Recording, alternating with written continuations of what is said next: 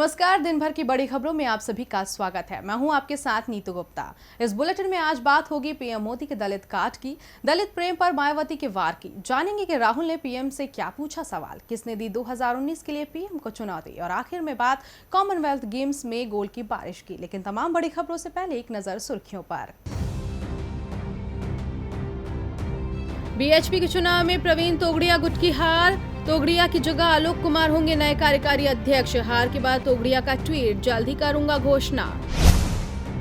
छत्तीसगढ़ में छलका पीएम मोदी का दलित प्रेम, आयुष्मान भारत योजना को लॉन्च करते समय किया बाबा साहब को याद, बोले अंबेडकर की वजह से बना पीएम। कठुआ मामले में 2 मंत्रियों के इस्तीफे बीजेपी ने किए मंजूर। राम माधव ने कहा आरोपियों के समर्थन में नहीं, शांत कराने गए थे बीजेपी मंत्री। केंद्र सरकार के खिलाफ फिर मोर्चा खोलेंगे आंध्र प्रदेश के सीएम चंद्रबाबू नायडू। राज्य के लिए विशेष पैकेज की मांग को लेकर 20 अप्रैल को करेंगे उपवास।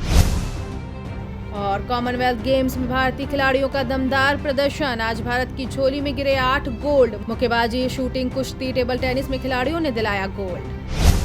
सुर्खियों के बाद अब बात आज की सबसे बड़ी खबर की, जहां प्रधानमंत्री नरेंद्र मोदी आज छत्तीसगढ़ के बीजापुर पहुंचे, जहां उन्होंने स्वास्थ्य योजना आयुष्मान भारत का शुभारंभ किया। इसके साथ ही उन्होंने बस्तर को मान से जोड़ने वाली सीधी रेल सेवा की शुरुआत भी की।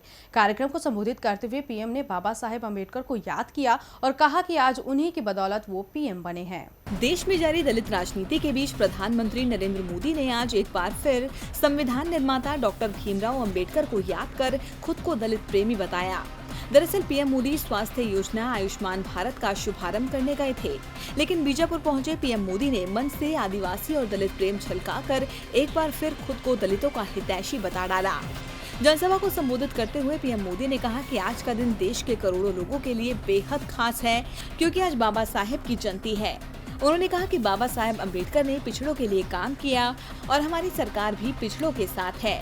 उन्होंने कहा कि मेरा बीजापुर आने का मकसद ही यही है कि मैं आपको विश्वास दिला सकूं कि आप सभी का विकास होगा। हमारी सरकार बाबा साहेब के आदर्शों पर काम करती है। बाबा साहेब की वजह से ही मैं प्रधानमंत्री बन सका, इसलिए पिछड़ों को आगे बढ़ाना हमारी सरकार का लक्ष्य है। अपने संबोधन से पहले पीएम मोदी ने स्वास्थ्य योजना आयुष्मान भारत का शुभारंभ किया था। इसके तहत देश का पहला सेंटर बीजापुर के जांगला में खोला गया। आपको बता दें कि वित्त मंत्री अरुण जेटली ने बजट में आयुष्मान भारत की घोषणा की थी। इसके अंतर्गत 10 लाख परिवारों को 5 लाख रुपए का मुफ्त स्वास्थ्य बीमा देने का लक्ष्य है। साथ ही हेल्थ वेलनेस सेंटर खोले जाएंगे। इन सेंटर में मुफ्त में इलाज होगा और दवाइयाँ दी जाएंगी। डीबी लाइव की रिपोर्ट। पीएम मोदी ने आज बाबा साहेब के बहाने दलितों को रिझाने की कोशिश तो की, लेकिन मायावती कहां उन्हें कामयाब होने देती। इस दलित प्रेम पर बसपा सुप्रीमो मायावती ने पीएम मोदी की नीयत पर ही सवाल उठा दिए। उन्होंने पूछा कि अगर आपको वाकई दलितों की चिंता है तो SC/ST एक्ट को प्रभावी बनाने के लिए अध्यादेश लेकर आएं। संविधान निर्माता डॉक्टर भीमराव अंबेडकर की जयंती पर बीएसपी सुप्रीमो मायावती ने बीजेपी के दलित प्रेम पर निशाना साधा। उन्होंने कहा कि बीजेपी के नेता बाबा साहेब के नाम पर नाटकबाजी करते हैं।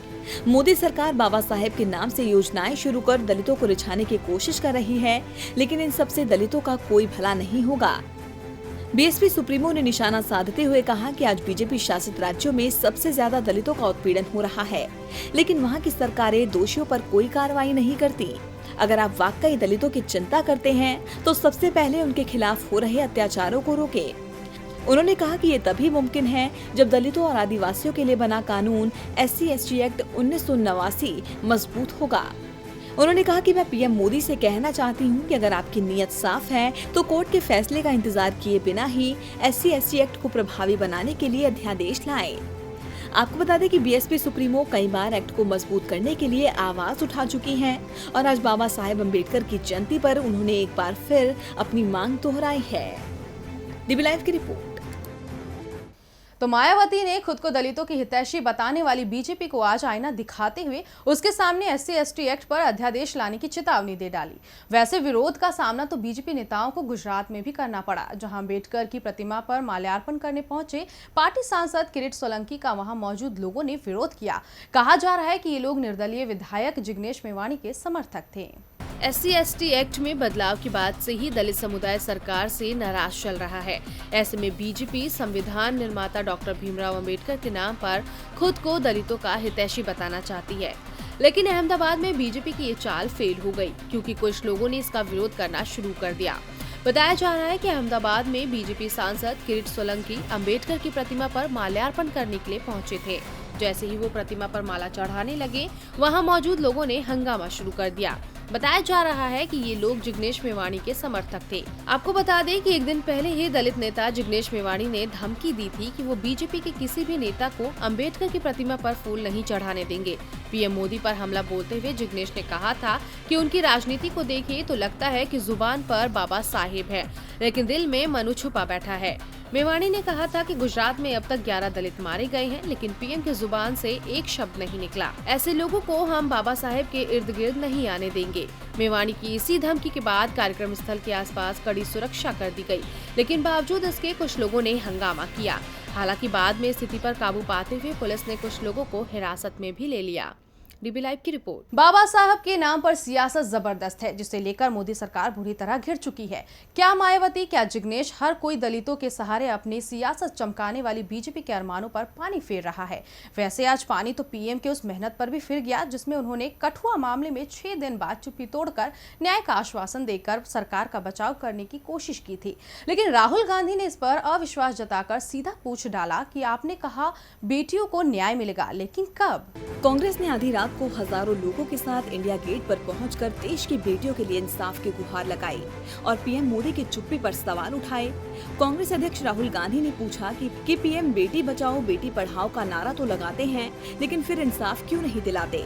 आखिर वो क्यों कुछ नहीं बोलते? इस वार के बाद आखिरकार पीएम मोदी जागे और मौन व्रत तोड़ते हुए रेप के मामलों में बेटियों को इंसाफ दिलाने का आश्वासन दिया। पीएम मोदी ने कहा कि मैं देश को विश्वास दिलाना चाहता हूं कि न्याय होगा और पूरा होगा, लेकिन पीएम के इस आश्वासन पर विपक्ष को विश्वास नहीं। इसलिए चुप्पी तोड़ने के बाद कांग्रेस अध्यक्ष राहुल गांधी ने एक बार फिर सवाल उठाए हैं। उन्होंने पूछा कि बेटियों को न्याय कब मिलेगा। राहुल गांधी ने ट्वीट करते हुए कहा कि प्रिय प्रधानमंत्री जी, अपनी लंबी चुप्पी तोड़ने के लिए शुक्रिया। आपने कहा कि हमारी बेटियों को न्याय मिलेगा, भारत जानना चाहता है कि कब।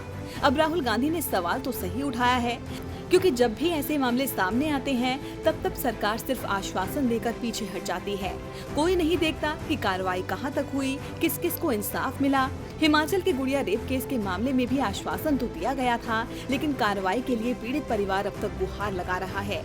इसलिए राहुल गांधी ने पीएम के बयान पर सवाल उठाते हुए पूछा, न्याय कब मिलेगा? डीबी लाइव की रिपोर्ट।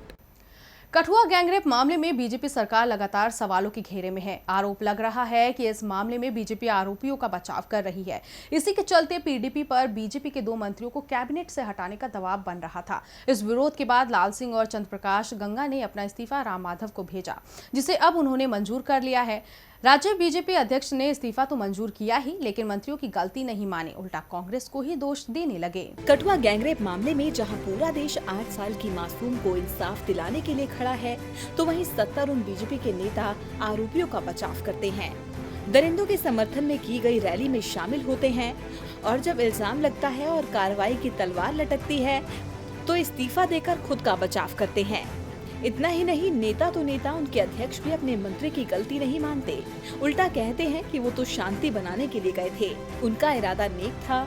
जी हाँ, जम्मू कश्मीर में बीजेपी के अध्यक्ष राम माधव ने हैवानों के समर्थन में शामिल होने वाले मंत्रियों का बचाव करते हुए कहा कि 1 मार्च को कठुआ में इस घटना के खिलाफ भीड़ इकट्ठा हुई थी और मामले को शांत करने के लिए हमारे मंत्री भी इसमें पहुंचे थे। हालांकि बाद में कुछ गलतफहमी हुई। इन पर आरोप लगे हैं कि इन्होंने रेपिस्टों का समर्थन किया, जो सरासर गलत है। कांग्रेस ने भ्रम पैदा करने की कोशिश की है। उन्होंने कहा कि जब मंत्रियों पर आरोप लगे तो उन्होंने इस्तीफा देने की ठान ली। हमने लाल सिंह और चंद्र प्रकाश गंगा का इस्तीफा मंजूर कर लिया है और उसे आगे की कार्रवाई के लिए सीएम महबूबा को भेज दिया है। अब इस फैसले के बाद सवाल उठता है कि जब इरादा नेक था तो फिर बीजेपी ने इस्तीफा क्यों मंजूर किया? क्योंकि बीजेपी को पता है कि अगर इस्तीफे को नामंजूर किया गया तो परेशानी खड़ी हो सकती है, इसलिए उसने गेंद मुफ्ती की तरफ डाल दी। डीबी लाइव की रिपोर्ट। अपराधी को बचाने वाला भी उतना ही दोषी होता है जितना गुनाह करने वाला, लेकिन ना जाने बीजेपी ये बात कब समझेगी। अगर जल्द ही ये बात उसके समझ में नहीं आई तो 2019 में बड़ा नुकसान उठाना पड़ सकता है। उधर 2019 चुनाव को लेकर ही आज विश्व हिंदू परिषद के नेता प्रवीण तोगड़िया ने पीएम मोदी को चुनौती दी और कहा कि अगर 1 साल में मोदी सरकार ने अपने वादे पूरे नहीं किए तो आने वाले वक्त में ईंट का जवाब पत्थर से दिया जाएगा। प्रवीण तोगड़िया के बगावती सुर बीजेपी के लिए परेशानी का सबब बनते जा रहे हैं। इसी परेशानी से पार्टी को बचाने के लिए आरएसएस ने तोगड़िया पर कार्रवाई की तलवार भी लटकाई, लेकिन बावजूद इसके उनके तीखे वार जारी हैं। मोदी सरकार को देश के लिए हानिकारक बताने वाले तोगड़िया ने इस बार तो सीधा 2019 को लेकर ही पीएम मोदी को चेतावनी दे दी। उन्होंने साफ कहा कि अगर हिंदुओं के साथ किए गए वायदों को पूरा नहीं किया गया तो 2019 के लोकसभा चुनाव में वो जनता के बीच बीजेपी सरकार के खिलाफ ईंट से ईंट बजा देंगे। पीएम मोदी पर वादा खिलाफी का आरोप लगाते हुए प्रवीण तोगड़िया ने कहा कि नरेंद्र मोदी विहिप के सहयोग से सत्ता में आए थे और आज अपने सारे वादे भूल गए, लेकिन अब समय आ गया है कि उन्हें उनके वादे याद दिलाए जाएं। इतना ही नहीं, उन्होंने यह भी आरोप लगाया कि प्रधानमंत्री नरेंद्र मोदी की ओर से ही विश्व हिंदू परिषद को तोड़ने का काम हो रहा है। और बुलेटिन के आखिर में बात गोल्ड कोस्ट में हुई भारत पर गोल्ड की बारिश की। 21वें कॉमनवेल्थ खेलों में भारतीय खिलाड़ियों का धमाल जारी है। वैसे तो हमारे धुरंधर अपने हुनर से देश को रोज सोना दिला रहे हैं, लेकिन आज तो खिलाड़ियों ने ऐसा कमाल कर दिया कि एक ही दिन में गोल्ड मेडल की झड़ी लगा दी। आज 10वें दिन भारत की झोली में 8 गोल्ड गिरे। मुक्केबाजी, शूटिंग, कुश्ती और टेबल टेनिस में आज खिलाड़ियों ने पदक दिलाए हैं। इसी के साथ भारत मेडल टैली में तीसरे नंबर पर बरकरार है। 21वें राष्ट्रमंडल खेलों में आज पहले बॉक्सिंग क्वीन मैरी कॉम ने गोल्डन पंच मारकर देश को सोना दिलाया। मैरी कॉम ने बॉक्सिंग में 48 किलोग्राम भार वर्ग के फाइनल में आयरलैंड की क्रिस्टाना ओहारा को 5-0 से हराकर गोल्ड अपने नाम किया। इसी क्रम में पुरुष बॉक्सिंग में 52 किलोग्राम वर्ग में गौरव ने आयरलैंड के ब्रेंडम इरविन को 4-1 से हराकर भारत को गोल्ड मेडल जिताया है। वहीं दूसरी तरफ राइफलमैन संजीव राजपूत ने 50 मीटर राइफल 3 पोजीशन वर्ग में कुल 454.5 का स्कोर करते हुए गोल्ड मेडल पर कब्जा जमाया। तो ऐसा पहली बार हुआ है जब भाला फेंक स्पर्धा में भारत को गोल्ड मेडल मिला हो। नीरज चोपड़ा ने फाइनल में 86.47 मीटर की दूरी तय करते हुए सोना हासिल किया। इसी सफर को आगे बढ़ाते हुए भारतीय बॉक्सर विकास कृष्णन ने 75 किलोग्राम भार वर्ग में गोल्ड मेडल जिता दिया है। राष्ट्रमंडल खेलों में पहलवान भी कहां पीछे रहने वाले थे। सुमित मलिक ने कॉमनवेल्थ गेम्स में पुरुषों के 125 किलो फ्रीस्टाइल वर्ग में बिना खाता खोले ही स्वर्ण पदक जीता, क्योंकि उनके प्रतिद्वंदी नाइजीरिया के सीनीवी बोल्टिक चोट के कारण मुकाबले में उतर ही नहीं सके। सुमित ने पाकिस्तान के तैयब रजा को 10-4 से हराया था, जिससे उनके पास पहले से ही बढ़त थी। महिलाओं की फ्री स्टाइल कुश्ती में 50 किलोग्राम भार वर्ग में विनेश फोगाट ने कनाडा की जेसिका मैकडोनाल्ड को 13-3 से मात देते हुए स्वर्ण पदक पर कब्जा जमाया। भारत की महिला टेबल टेनिस खिलाड़ी मनिका बत्रा ने फाइनल मुकाबले में सिंगापुर की मेंग्यू यू को 4-0 से हराकर गोल्ड हासिल किया। डीबी लाइव की रिपोर्ट। तो बड़ी खबरों में आज के लिए फिलहाल इतना ही, लेकिन ताज़ा अपडेट के लिए लॉग इन करें dblive.tv। नमस्कार।